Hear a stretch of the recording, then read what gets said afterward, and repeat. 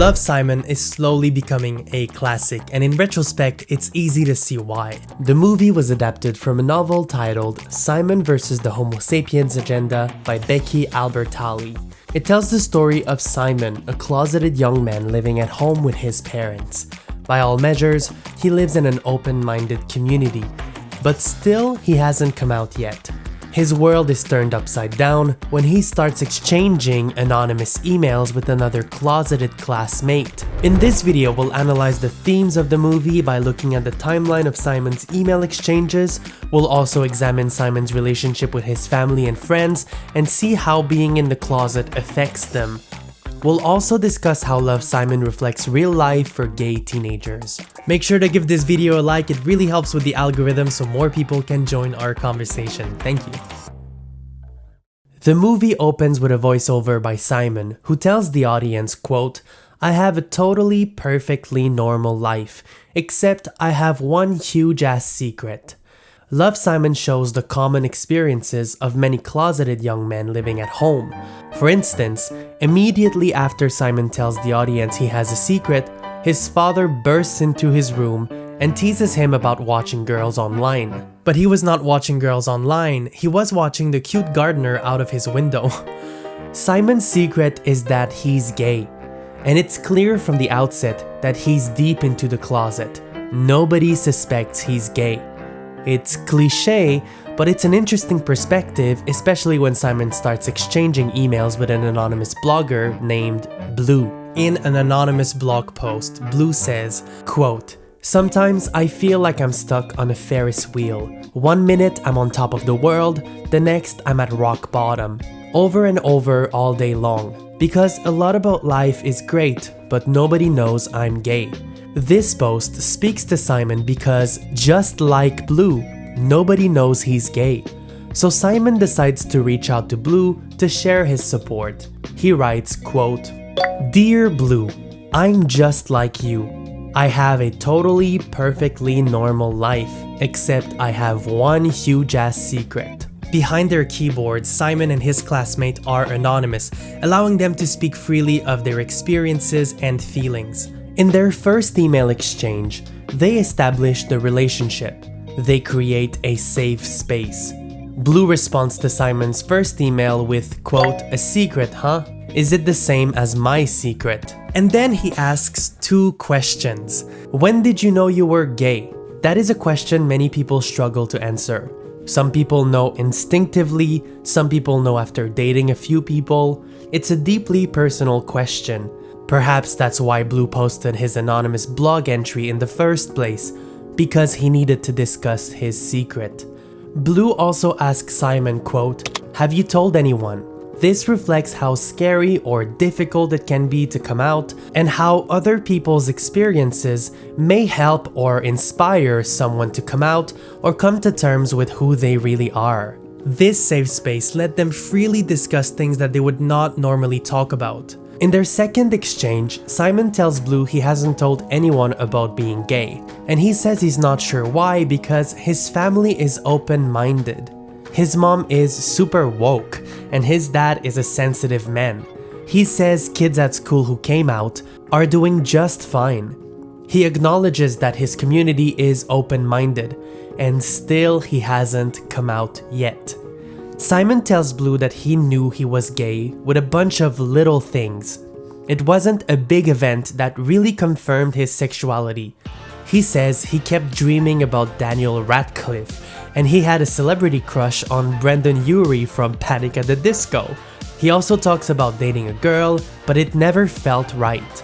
Blue replies that he had a celebrity crush on Jon Snow, to which Simon replies Jon Snow is an excellent choice for a sexual awakening. Simon and Blue share their experiences for the first time because of the anonymity of their online handles. The two continue exchanging emails, finding comfort in their shared experiences. And they sort of fall for each other. Simon tells Blue he wishes he knew who he was, and Blue replies, quote, "Is it weird I have no idea what you look like, but I can't stop thinking about kissing you?" It's at that point that Simon learns his emails were inadvertently discovered by a classmate who starts blackmailing him. But Simon and Blue continue exchanging emails. Blue tells Simon that their emails feel like a safe space and he's not ready for that to change. That's why he prefers remaining anonymous. Simon understands. This illustrates well how everyone's coming out story happens at their own pace. In their next exchange, Simon reflects on why he hasn't come out yet. He says, quote, "Maybe it's because it doesn't seem fair that only gay people have to come out. Why is straight the default?" He says, quote, "Maybe it's because I'm not sure if this whole gay thing is forever. Or maybe it's because there isn't that much high school left and part of me wants to hold on to who I've always been just a little longer, and then when I go to college in LA, I'll be gay and proud." To which Blue replies, quote, "I know what you mean about waiting until college, but our emails have inspired me. I'm going to tell my family."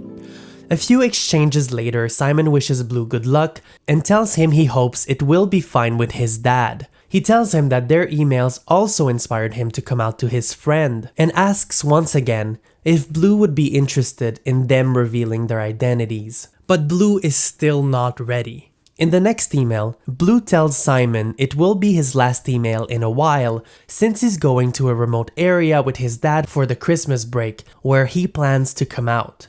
During Blue's online hiatus, Simon is outed by his classmate. He immediately tells Blue even though he knows he won't see this email until he returns from his holiday.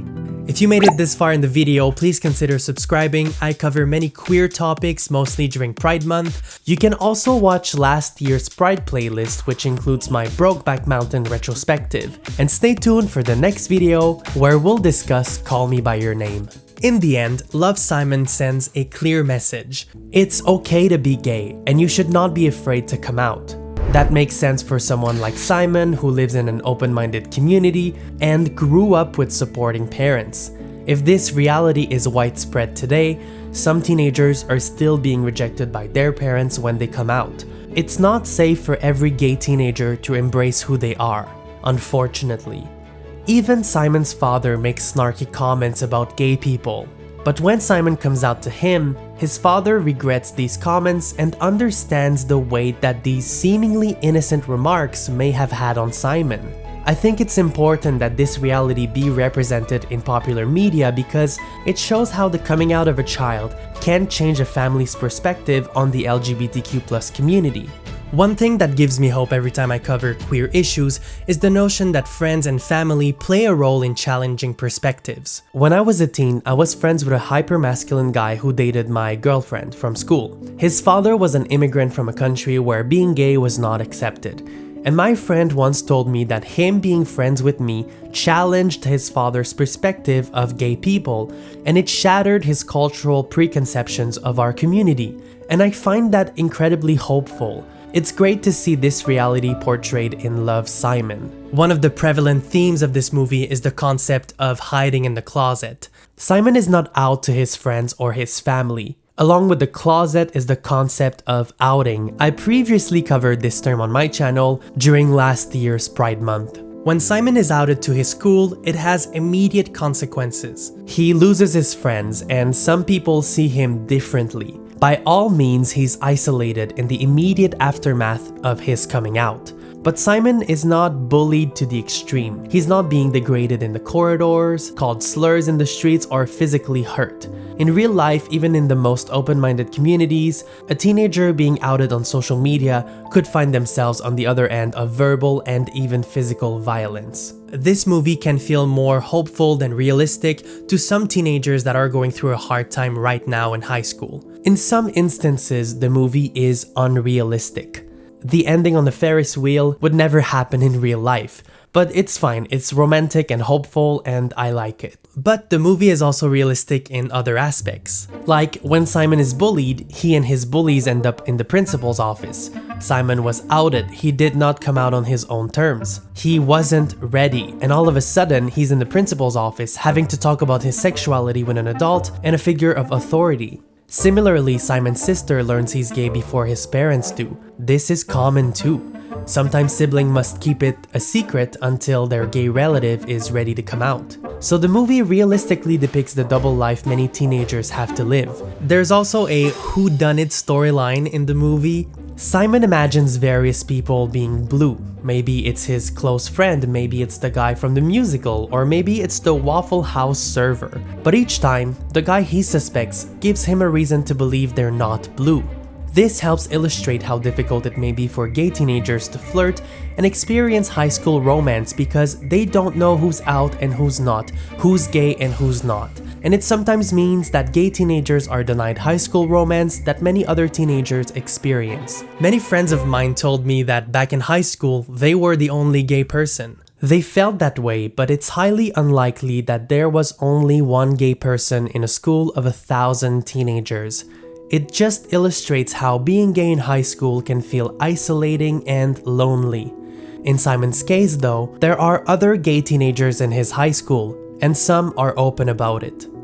Throughout the movie, Simon does not struggle with his sexuality in the sense that he is certain of his preference for men. He doesn't feel the need to experience with men or women to know he's gay. We later understand that he questioned his sexuality before the events of the movie. But it doesn't mean that he's comfortable with the way that other people will view him when they know he's gay. He worries his parents will view him differently. When he comes out, he tells them he's still the same Simon he always was.